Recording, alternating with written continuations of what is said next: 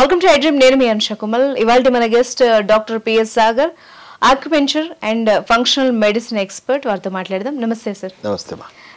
మీరు ఎప్పుడూ చెప్తూ ఉంటారు, అసలు లైఫ్ స్టైల్ డిసీజెస్ ఏవైతే ఉంటాయో ఆల్మోస్ట్ మెడిసిన్ లేకుండా లేదంటే ఆక్యుపెంచర్తో తగ్గించుకోవచ్చు అని చెప్పి.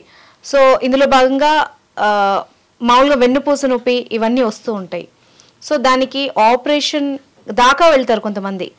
సో ముందుగానే ఏమన్నా డయాగ్నోస్ చేసి అక్యుపెంచర్కి వెళ్తే ఎంతవరకు తగ్గే ఛాన్స్ ఉంటుంది? మంచి ప్రశ్నమా. ఎందుకంటే ఆల్మోస్ట్ ప్రతి ఒక్కరు ఈ neck pain, back pain experience అవుతూనే ఉంటారు. అండ్ చాలా మంది సర్జరీస్కి వెళ్ళి కాలు చేతులు పడిపోతాయి. అర్థమైందమ్మా. సో ఫస్ట్ ఆఫ్ ఆల్ ఎందుకు వస్తాయి ఈ సమస్యలు, ఎందుకు వస్తాయి, దానికి కారణాలు ఏంటి చూసుకుంటే ఇవి ప్యూర్గా వైరస్ బ్యాక్టీరియాకి సంబంధం లేని విషయం. మన వెన్ను సమస్యలు ఇది diet, life style, stress, immunity ఇవి మనం సరిగ్గా పాటించకపోవడం వల్ల ఇప్పుడు మనం చూడండి టైంకి తినట్లేదు. ఏమవుతుంది, మనం తినాల్సిన ఆహారానికి జీర్ణించుకునే ఆ జఠరాగ్ని ఏదైతే తయారవుతుందో దాని నుంచి వచ్చే ఇన్ఫ్లమేషన్ మన హార్ట్, మన వెన్నుపూస, మన బ్రెయిన్కి తగులుతూ ఉంటుంది. అలాగే లేదు నేను జంక్ ఫుడ్స్ తింటాను, ఎక్కువగా బాగా ప్రాసెస్ ఫుడ్స్ తింటాను, దాంట్లో వచ్చే కెమికల్స్ దానివల్ల మీ గట్ హెల్త్ దెబ్బతిని టాక్సిసిటీ పెరిగి టాక్సిక్ ఇన్ఫ్లమేషన్స్ పెరుగుతాయి. లేదు నాకు స్ట్రెస్ ఎక్కువ ఉంది, న్యాచురల్గా కార్టిసాల్ లెవెల్స్ పెరిగి ఇన్ఫ్లమేషన్, యాసిడిటీ పెరుగుతుంది. ఇమ్యూనిటీ తెలిసిందే, కొంతమందికి అండర్ యాక్టివ్ ఇమ్యూనిటీ ప్రాబ్లమ్స్, కొంతమందికి రొమాటిజం, ఆటో ఇమ్యూనిటీ కండిషన్స్ డెవలప్ అయిన వాళ్ళకి కూడా వాళ్ళు పడరాని ఫుడ్ తిన్నారు, పడరానిది ఏదైనా జరిగిందంటే తిరగబడి డ్యామేజ్ చేస్తుంది. సో ఇవి కారణాలు చూసుకుంటే. చాలామంది ఏమనుకుంటారు వెయిట్ పెరగడం వల్లనో లేకపోతే డ్రైవింగ్ చేయడం వల్లనో లేదా డెస్క్టాప్ జాబ్. ఎస్, దానివల్ల మీ జీవన శైలిలో మీ కలిగించే ఒత్తిడి వల్ల ఒక 10%, 20% అధికంగా ఈ ప్రాబ్లమ్స్ పెరుగుతాయి. కానీ మెయిన్ ప్రాబ్లం మాత్రం మీ బాడీలో ఉన్న functional imbalance, functional defects. So మీరు ఇవి పాటించడంలో తప్పులు చేస్తాం. సో ఒక్కొక్క స్టేజ్ ఇలా డ్యామేజ్ పెరుగుతూ ఉంటుంది. మనం స్టేజెస్ వైజ్ ఎలా గమనించాలి? ఎవరి స్పైన్ పర్ఫెక్ట్ లేదు, అందరికీ ఎంతో కొంత సమస్య ఉంది. మీకు నొప్పి లేదు అంటే దానికి అర్థం పర్ఫెక్ట్ స్పైన్ ఉందని అర్థం కాదు. ఎంతో కొంత స్ట్రక్చరల్ ఇష్యూస్ ఉంటాయి ఇప్పటికే. కానీ మనకి అది నొప్పి, బాధ కలిగించే అంటే ఎందుకంటే నరువు మీద ప్రెషర్ పడితేనే మనకు ఆ రేడియేటింగ్ పెయిన్స్ వస్తాయి. సో ఆల్మోస్ట్ నొప్పి లేని వాళ్ళని మనం ఫస్ట్ స్టేజ్ అనే అనుకోవాలి. అర్థమైంది కదా. సో సెకండ్ స్టేజ్ మైల్డ్, మోడరేట్గా పెయిన్స్ అంటే బాగా హెవీగా స్ట్రెయినస్ వర్క్ ఏదైనా జరిగితే కొద్దిగా మైల్డ్గా ఉంటుంది, కొంచెం రెస్ట్ తీసుకుని తగ్గిపోతుంది. అలాగే ప్రోగ్రెస్ అవుతూ అవుతూ డీజనరేషన్స్ పెరిగి థర్డ్ స్టేజ్కి వెళ్తాం. థర్డ్ స్టేజ్లో చూసుకుంటే కొంచెం స్ట్రెయిన్ అయినా కూడా తట్టుకోలేని పెయిన్స్. సో అప్పటి నుంచి మనం కొంచెం కన్సర్న్ ఫీల్ అవుతాం, ఎందుకంటే రెస్ట్ తీసుకున్నా సరిగా తగ్గట్లేదు, కాన్స్టెంట్ నాగింగ్ పెయిన్స్ వస్తున్నాయి. మనం డాక్టర్ దగ్గరికి వెళ్ళిపోతాం. సో యూజువల్గా ఆర్థోపెడిక్ డాక్టర్స్, న్యూరో డాక్టర్స్కు వెళ్తాం, జనరల్ ఫిజిషియన్ కలుస్తాం. సో అక్కడ goal of the treatment, English medicine goal ఏంటి అని అంటే ప్రివెన్షన్, క్యూర్ కాదు. Management, management, management. మేనేజ్మెంట్ అంటే ఓకే లోపల ఎందువల్ల వచ్చింది ఏంటి అనేది చూడరు. జస్ట్ ఈరోజు పెయిన్ కిల్లర్ వేసుకో, రెస్ట్ తీసుకో, తగ్గకపోతే ఫిజియోథెరపీతో మేనేజ్ చేయి. లోపల ఇంకా ఫంక్షనల్ డిఫెక్ట్స్ పెరిగి, డ్యామేజెస్ పెరిగి 4th స్టేజ్, 5th స్టేజ్ వచ్చాక అప్పుడు సర్జికల్ మేనేజ్మెంట్. సర్జికల్ మేనేజ్మెంట్ చూసుకుంటే స్పైన్వి చాలా డెలికేట్ ఇష్యూ. ఎందుకంటే బాగా అతుక్కొని ఉంటుంది నర్వ్స్కి. ఆ డిస్క్ని కొద్దిగా ట్రిమ్ చేసినా నర్వ్ డ్యామేజ్ అయ్యి పర్మనెంట్గా నర్వ్ సెన్సేషన్స్ పోతున్నాయి. సో 10లో 9 మందికి ఆల్మోస్ట్ ఏదో పెద్ద డిఫెక్ట్స్, కాలు చేతులు పడిపోవడమో, డిఫార్మ్ అయిపోవడమో జరుగుతుంది. పోనీ సక్సెస్ అయిన వాళ్ళ పరిస్థితి బాగుందా అంటే లోపల డ్యామేజ్ వ్యవస్థ ఆగలేదు, ఇంకా డిజనరేషన్స్ అవుతూనే ఉన్నాయి, మల్టిపుల్ డిస్క్ ప్రొలాప్సెస్ అవుతూనే ఉన్నాయి. అండ్ ఆల్రెడీ అక్కడ స్క్రూస్ అలాంటివి బిగించిన చోట హెవీ స్టిఫ్నెస్ తోని వాళ్ళకి ఏ వైద్యం కూడా పనికిరాదు. మళ్ళీ డాక్టర్ కూడా ముట్టడానికి ధైర్యం చేయరు, ఎందుకంటే కాలు చేతులు పడిపోయే అవకాశం ఉంది. సో WHO ఏం చెప్తుందంటే 10లో 9 మంది అన్ని రకాలుగా నష్టపోతున్నారు. సో దీనికి అనవసరమైన సర్జరీస్, పెయిన్ కిల్లర్స్ వాడి, అండ్ పెయిన్ కిల్లర్స్ వాడి ఏమవుతాయి, మనం సెవరల్ ఇష్యూస్ చూస్తున్నాం, కిడ్నీలు డ్యామేజ్ అవ్వడము, అవయవాలు డ్యామేజ్ అవ్వడం చూస్తున్నాం. సో పెయిన్ కిల్లర్ అడిక్షన్ కూడా అవుతున్నారు. సార్ ఇప్పుడు నాకు ఒక డౌట్ సార్, డాక్టర్ గారు పెయిన్ కిల్లర్ వాడొద్దు కానీ మరి పెయిన్ తగ్గించుకోవాలి. ఇప్పుడు ప్రెసెంట్ ఎగ్జాంపుల్ నాకే వర్క్ చేసి నిజంగా నెక్ పెయిన్ వస్తుంది, దీనికి నేను పెయిన్ కిల్లర్ వాడొద్దు, ఏం చేయమంటారు మీరు? సో ప్రెషర్ పాయింట్స్ ఉంటాయమ్మా దానికి సంబంధించినవి. ఫస్ట్ ఇప్పుడు మీకు చెప్పాను కదా సెకండ్ థర్డ్ స్టేజ్ అన్న వాళ్ళకి. సో మనము ప్రోయాక్టివ్గా ఉండాలి, ఈ విషయంలో రియాక్టివ్ ఉండొద్దు. ఏ విషయంలో అయినా మీరు రియాక్టివ్ ఉండండి, కానీ హెల్త్ విషయంలో అయితే ప్రోయాక్టివ్ గానే ఉండాలి. ఎందుకు లాస్ట్ స్టేజ్ జీవనశైలి వ్యాధులను ఎందుకు లాస్ట్ స్టేజ్ దాకా ఎందుకు తీసుకెళ్ళాలి? ఓకే, ఇప్పుడు ఈ యాక్యుపెంచర్ మీరు ఏదైతే యాక్యుప్రెషర్ చెప్తున్నారో దానివల్ల ఇన్స్టంట్ రిలీఫ్ కూడా ఉంటుందా? ఎస్ మా, ఇన్స్టెంట్ రిలీఫ్. మీరు జస్ట్ ప్రెషర్ పాయింట్ వత్తగానే మీకు బ్రెయిన్ లో ఎండార్ఫిన్స్ రిలీజ్ అయిపోయి, ఇప్పుడు which is very very powerful pain killer than any other pain killer available. అర్థమైంది కదమ్మా? 7 seconds లోనే మీకు పెయిన్ అనేది ఇన్స్టెంట్ గా రిలీఫ్ అవుతుంది. అంటే ఆ సెకండ్ స్టేజ్ థర్డ్ స్టేజ్ ఉన్న వాళ్ళకి ఎలాంటి ఆక్యుపంక్చర్ లాంటి వైద్యం కూడా అవసరం లేదు. ప్రెషర్ పాయింట్స్ ప్రెస్ చేసుకుంటే వాళ్ళకి ఇన్స్టెంట్ రిలీఫ్. ఇప్పుడు నా నెక్ ని తగ్గించగలరా మీరు ఇప్పటికిప్పుడు? ఒకసారి ట్రై చేద్దాం, ఎందుకంటే నాకు కూడా కొంచెం ఇంట్రెస్ట్ వచ్చింది, ఒకసారి లైవ్ గా చూద్దాము అని చెప్పేసి. సో నాకు ఇక్కడ పెయిన్ ఉంది డాక్టర్, మార్నింగ్ నుంచి కొంచెం నాకు వర్క్ ఎక్కువైంది. సో నేను పెయిన్ కిల్లర్ వేసుకోవద్దు ఈ రోజు, మీరు నాకు ఏం చేస్తారు? సో ఏమనుకోకండి డాక్టర్, ఎందుకంటే ఇది అంటే ఏదో టెస్ట్ చేయాలి మిమ్మల్ని అని కాదు, కానీ సంహౌ నాకు కూడా కొంచెం క్యూరియస్ అనిపించింది. నిజంగా ఇప్పుడు నాకు గనక ఈ పెయిన్ తగ్గితే చాలా వరకు జనాలకు ఉపయోగపడే ఛాన్స్ ఉంది కదా. ప్లీజ్ కామెంట్ వచ్చేయండి, నేను మీకు చూపిస్తాడేమో. సో ఒక చిన్న విషయం ఫస్ట్ చెప్పే ముందు, అంటే ఇప్పుడు నేను ఇప్పుడు చూపించే వైద్యం వచ్చేసి అక్యూట్ కండిషన్స్ కి మాత్రమే, క్రానిక్ లో ఇది అప్లికబుల్ కాదు. అంటే సెకండ్ స్టేజ్ థర్డ్ స్టేజ్ లో సివియర్ గా ఉండదు, స్ట్రక్చర్ లో చాలా హెవీ డ్యామేజెస్ ఉండవు. సో మనకి ఇప్పుడు మైల్డ్ మోడరేట్ అంటే రెస్ట్ తీసుకున్నా, ఒక రోజు 2 రోజులు రెస్ట్ తీసుకున్నా తగ్గిపోయేది. సో ఇప్పుడు నేను ఏం చేస్తాను, కొన్ని ప్రెషర్ పాయింట్స్ స్టిమ్యులేట్ చేయడం వల్ల మీ బ్రెయిన్ లో ఎండార్ఫిన్ అనే ఒక పవర్ఫుల్ పెయిన్ కిల్లర్ రిలీజ్ అవుతుంది. ఇప్పటికిప్పుడు మీకు చూపిస్తాను అది. 7 seconds లోనే అది రిలీజ్ అవుతుంది. And natural pain killer release అవడం వల్ల మీకు పెయిన్స్ అనేవి అప్పటికప్పుడు రిలీఫ్ అవుతుంది. అర్థమైంది కదమ్మా? సో ఫస్ట్ మీకు ఇప్పుడు ఇలా ముట్టుకుంటే తెలిసింది కదా, మీకు ఏం తెలుస్తుంది, టచ్ చేశారని తెలిసింది.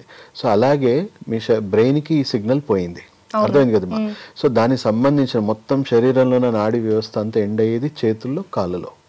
అంటే ఇక్కడ కాన్సన్ట్రేటెడ్ గా నాడులు ఉంటాయి మనకి. సో మనకి నెక్ సంబంధించిన నాడులన్నీ కూడా, అంటే మీ సర్వైకల్ సంబంధించిన నాడులన్నీ కూడా ఈ వేలు, బొటన వేలు ఉంది కదా, దీని వెనుక కాన్సన్ట్రేటెడ్ గా ఉన్నాయి ఇక్కడ. సో ఇక్కడ ఈ ఏరియాలో, అంటే ఇప్పుడు మీరు ఎక్కడన్నారు పెయిన్ ఎగ్జాక్ట్ లొకేషన్, సో దీనికి సంబంధించింది ఇటువైపు ఉంటుంది. ఓకే, ఇప్పుడు ఇటువైపు అంటే ఇటువైపు వస్తుంది, అవతల వైపు. సెంటర్ ఆఫ్ ద నెక్ ఉందంటే ఇటువైపు. ఓకే, ఈ నాడులని స్టిమ్యులేట్ చేయాలి. సో స్టిమ్యులేట్ చేయడానికి మా దగ్గర కొన్ని టూల్స్ ఉంటాయి. ఇప్పుడు ఏ టూల్స్ లేవు కాబట్టి నా ఫింగర్స్ ని, ఇది నకలు ఉంది కదా, నకలతోని నేను కరెక్ట్ స్టిమ్యులేషన్ ఇవ్వచ్చు. సో ఎగ్జాక్ట్ లొకేషన్ ఎక్కడ అన్నారు? ఇప్పుడు ఇక్కడ ఉంది చూడండి. నేను ఇక్కడ ప్రెస్ చేస్తున్నా. ఇక్కడ పెయిన్ చాలా హెవీగా ఉంటుంది, ఎందుకంటే దానికి సంబంధించిన ట్రిగర్స్ ఉంటాయి ఇక్కడ. ఈ ట్రిగర్ పాయింట్ వత్తగానే చూడండి, ఇప్పుడు పెయిన్ ఉందా? నిజంగానే లేదు, లేదు, తగ్గింది. యా, సో అక్కడ ఇమ్మీడియట్ గా 7 seconds లోనే మీకు ఆ పెయిన్ కిల్లర్ రిలీజ్ అవుతుంది.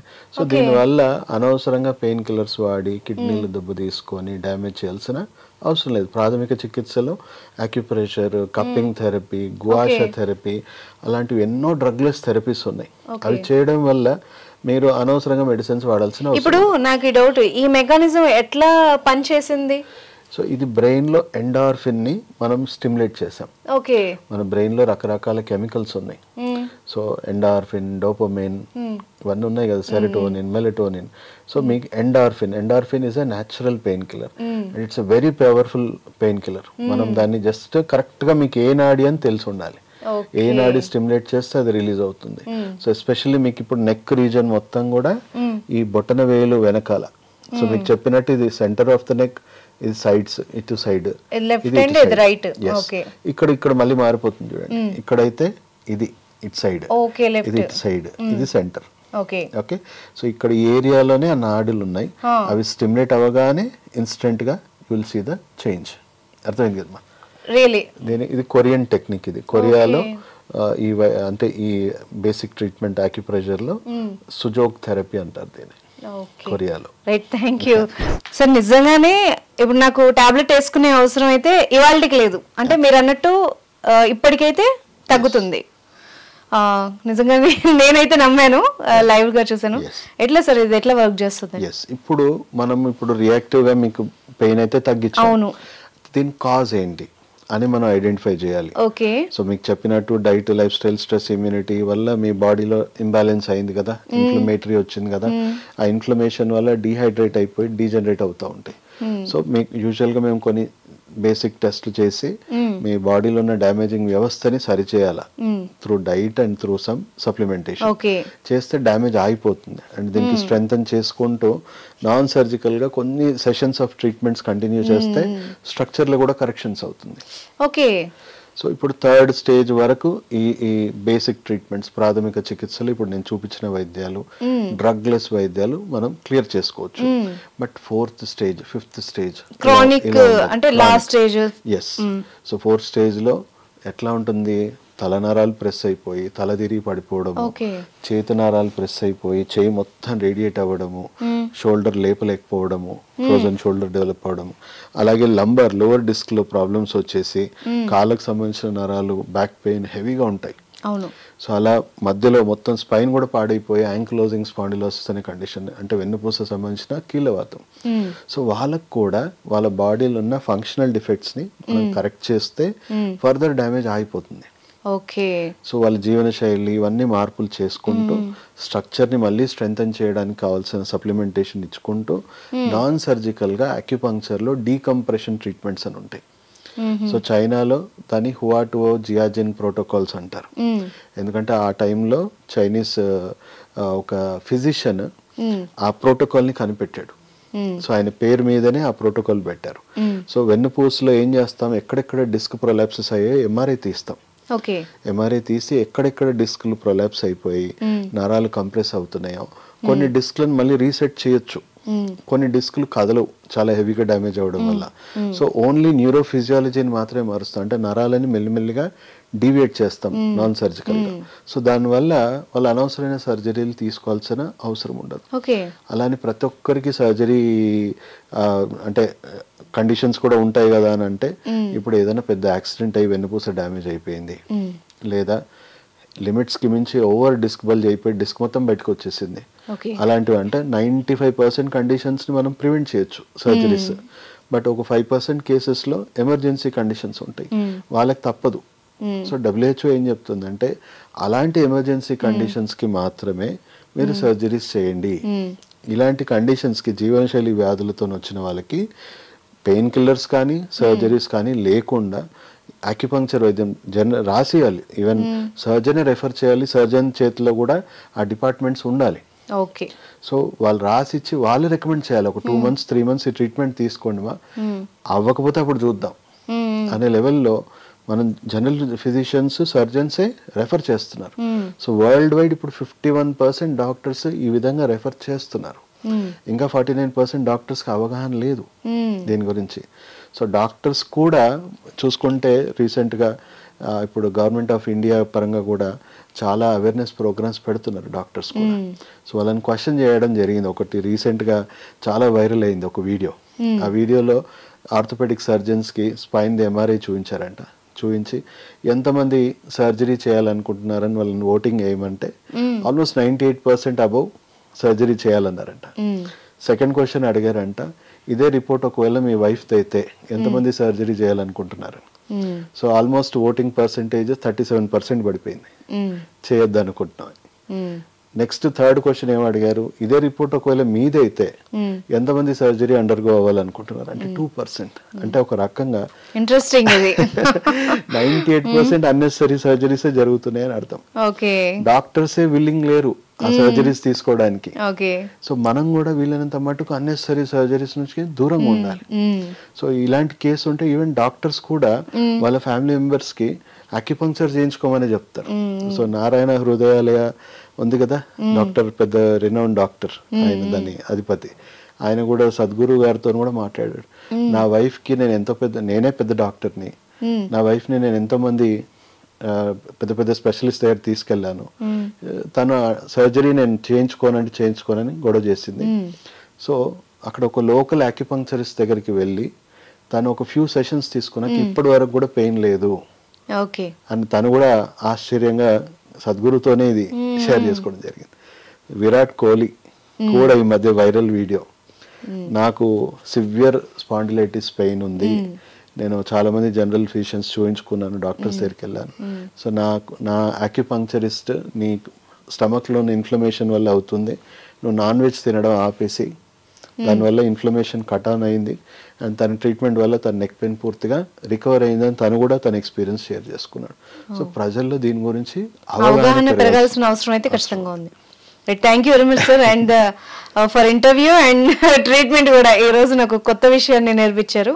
So thank you so much.